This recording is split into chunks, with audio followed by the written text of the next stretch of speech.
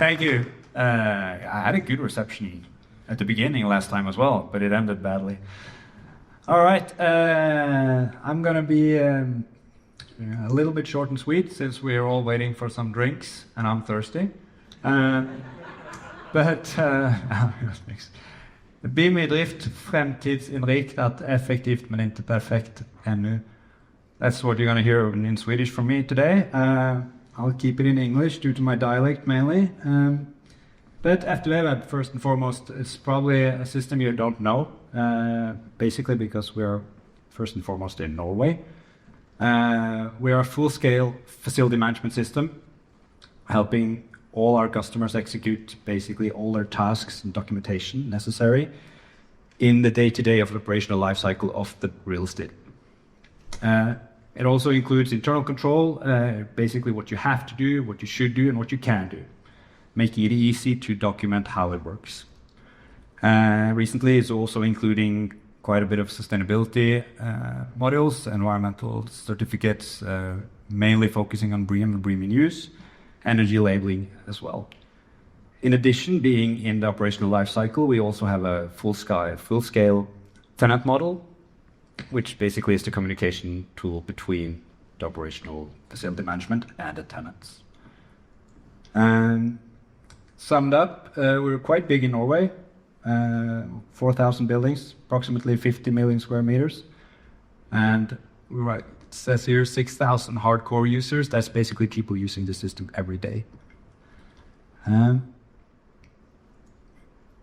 Fueltech is basically 15 people sitting in Kristiansand, south part of Norway, serving all of Norway. Our main focus is the private real estate market. It consists 99% of our customers are the private market. So we're not big on municipalities or the state-owned real estate. After launched in 99, started developing in 98, launched as a cloud-based system in 99 with some challenges, obviously, because not everybody had internet. Additionally, we have a project department with 6 people dedicated to ensuring the quality of the documentation from building processes or all the projects that our customers are doing. So what they do basically is they quality assure every document that is supplied into FTV Web, basically to cope with not shit in, shit out.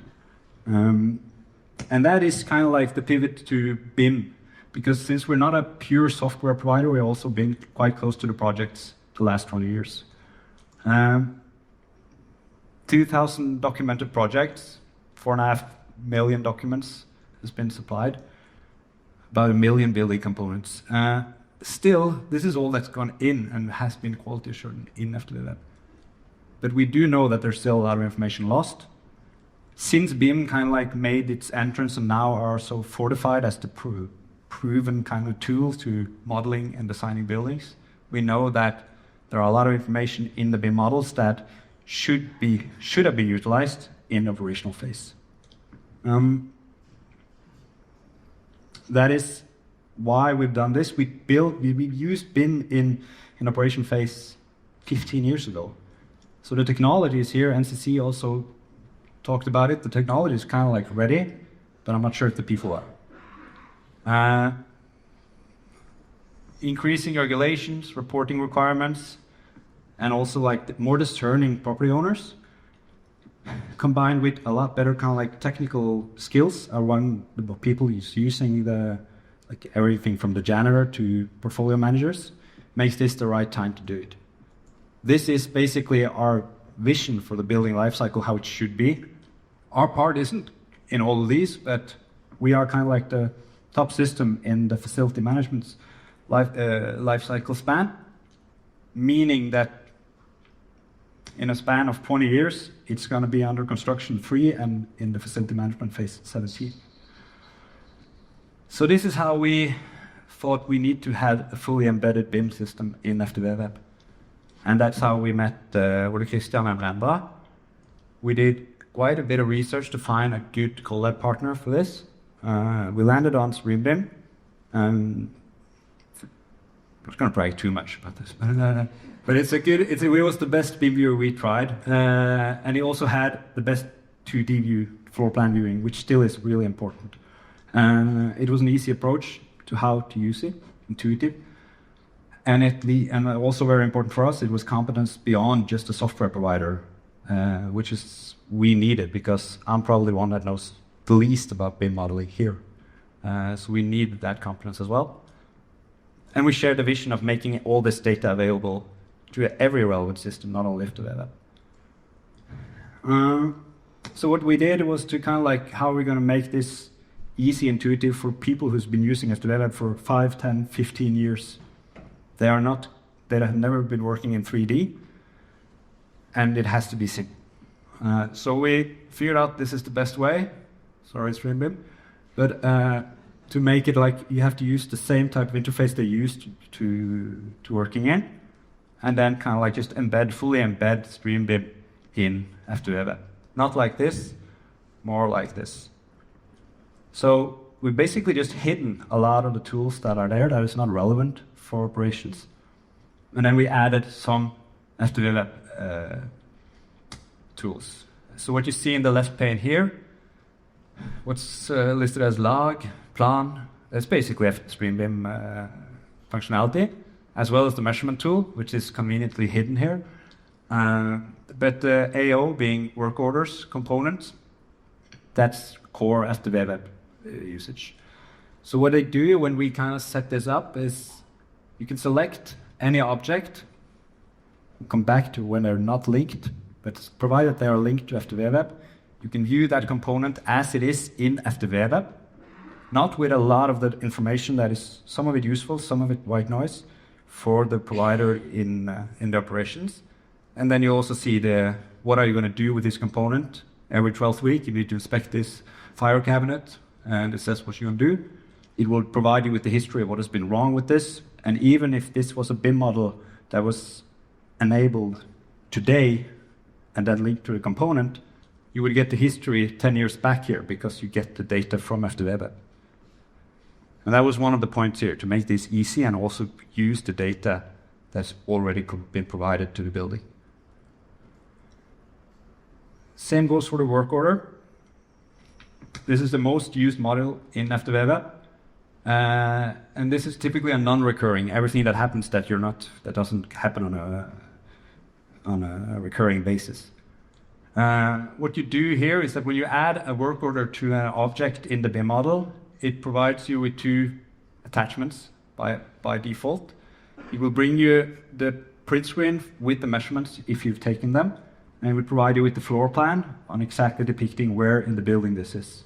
This is really important because one of the main usage of BIM today is to increase remote management of buildings. Provided that all our customers are mostly private owned, they view cost as an evil. But this kind of like enables them to increase the remote management. This can also be sent by an email to anyone. It doesn't have to be an Web App user, and they can sign it out in Web App. And that is also why this is important to get these attachments in.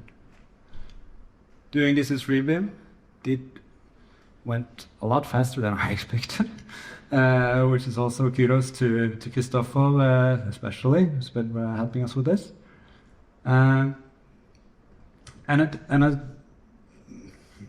Other important part for us was that most BIM models aren't ready to be used in operations.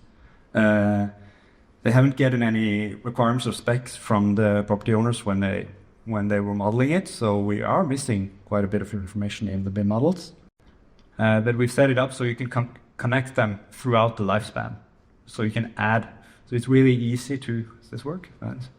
To connect a component, and then we'll find the components list in Web App and just connect it. And that means that throughout the life cycle, you can increase the value or the data value in the BIM model.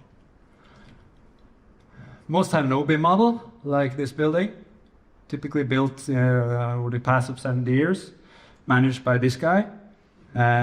So that's kind of like also more of an example of how a lot of our buildings are managed. And he uses this preferably on paper.